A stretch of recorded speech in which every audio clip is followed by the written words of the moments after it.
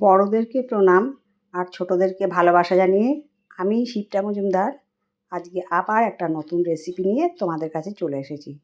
আশা করি রেসিপিটা তোমাদের ভীষণ ভালো লাগবে। তাহলে দেখতে শুরু করো এখন থেকে।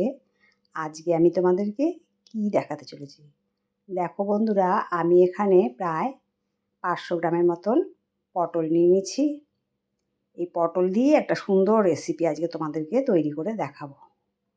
প্রথমে আমি পটলগুলোকে ধুয়ে পরিষ্কার করে নিয়ে এসেছি। তারপরে এটাকে আমি খোসা ছাড়িয়ে নিচ্ছি।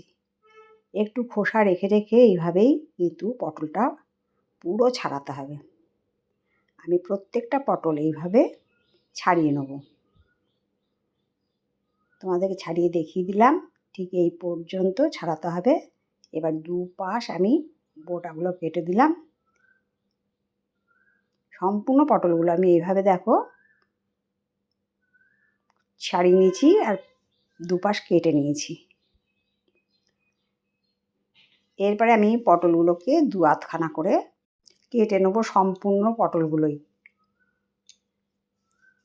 তোমরা দেখে বুঝতে পারছো, ঠিক আমি এইভাবে প্রত্যেকটা পটলকে দু আধখানা করে কেটে নিলাম। তোমাদেরকে বাটি থেকে দেখিয়ে দিলাম, পুরো পটলটা আমার কাটা হয়ে গেছে। আগে যখন ধুয়ে নিয়েছি সেই জন্য এখন আর ধুলাম না। যাই হোক, এবার কড়াইতে সাদা তেল চাপিয়ে দিচ্ছি, একটা শুকনো লঙ্কা, দুটো এলাচ, দুটো স্টিক দারচিনি আর দুটো লবঙ্গ দিয়ে ফোড়ন দিয়ে দিলাম। ফোড়নটা থেকে যখন খুব সুন্দর সুগন্ধ বেরিয়ে গেল, তারপর আমি কেটে রাখা পটলটা দিয়ে দিলাম। আজকে আমি এই রান্নাটা সাদা তেল দিয়েই করব। এই রান্নাটা সাদা তেল দিয়ে করলে কিন্তু বেশি খেতে ভালো লাগে। যাই হোক, পটলগুলো দেখো আমার সম্পূর্ণ দেয়া হয়ে গেল।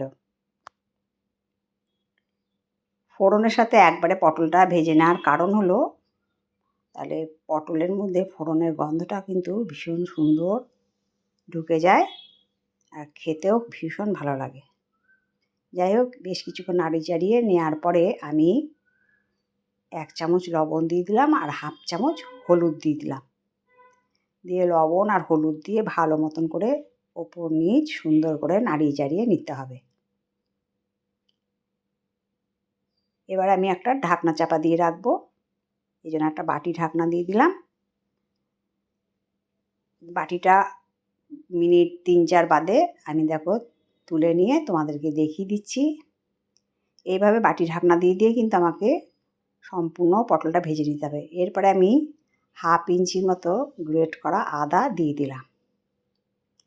দিয়ে ভালো করে আদার যাতে না কাঁচা গন্ধ থাকে সেই পর্যন্ত আমি এটাকে সুন্দর করে ভেজে নেব।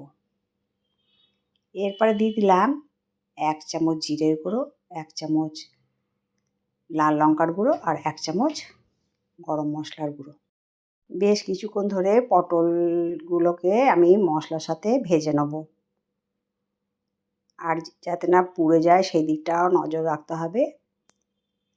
সমস্ত মশলাটা মেশানো হয়ে যাওয়ার পরে আমি সামান্য একটুখানি জল দিয়ে দিচ্ছি, যাতে না তলা ধরে যায়।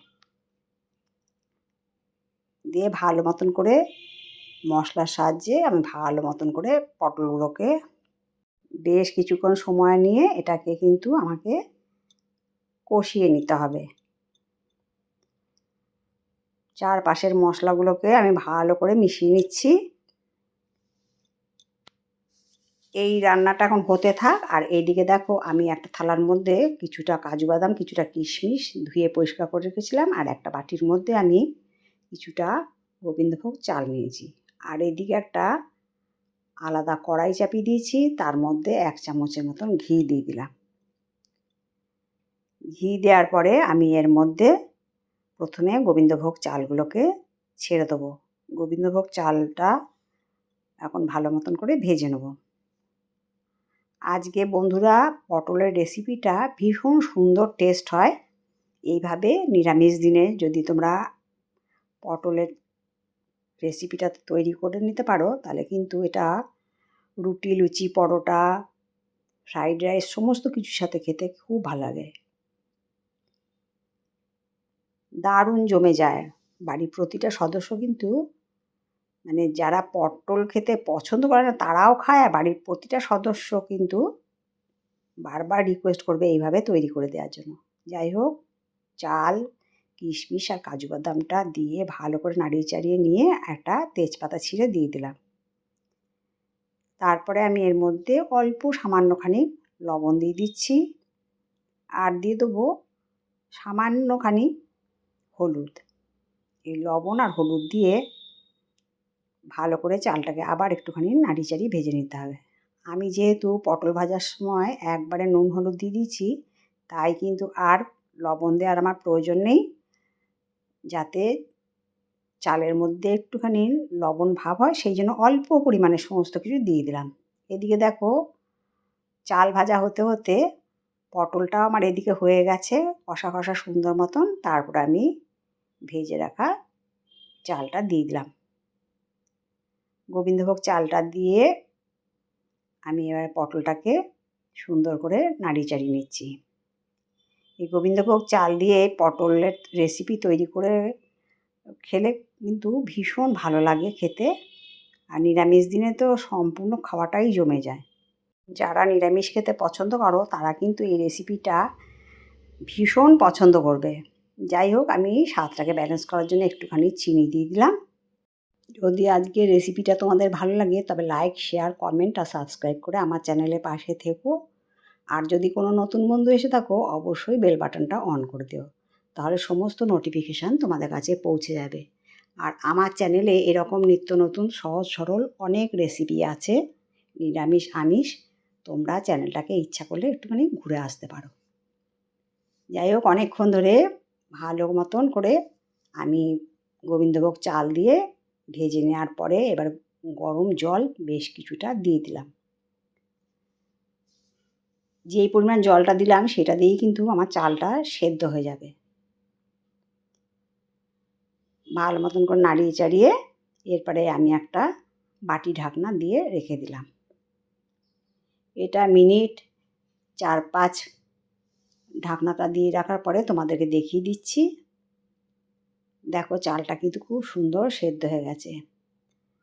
আর খুব বেশি ঝোল রাখবো না, ঠিক এইরকম পর্যায়ে আমি গ্যাসের নবটা অফ করে দেবো। রান্নাটা আমার কমপ্লিট হয়ে গেছে। এবারে একটা ডিশের মধ্যে তোমাদেরকে সার্ভ করে দেখিয়ে দিচ্ছি। তাহলে আজকে পটলের রেসিপিটা গোবিন্দভোগ চাল দিয়ে তোমাদের কেমন লাগলো অবশ্যই তোমাদের সুন্দর সুন্দর কমেন্টসের মাধ্যমে জানিও। তোমাদের সুন্দর সুন্দর কমেন্টস পেলে আমি কিন্তু আরেকটা রেসিপি তৈরি করতে অনেক উৎসাহ পাই।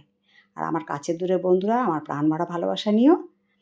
তাহলে বন্ধুরা আজকে আমি এই পর্যন্ত রাখি। অন্য কোনো দিন অন্য কোনো রেসিপিতে আবার দেখা হবে। কেমন? টাটা।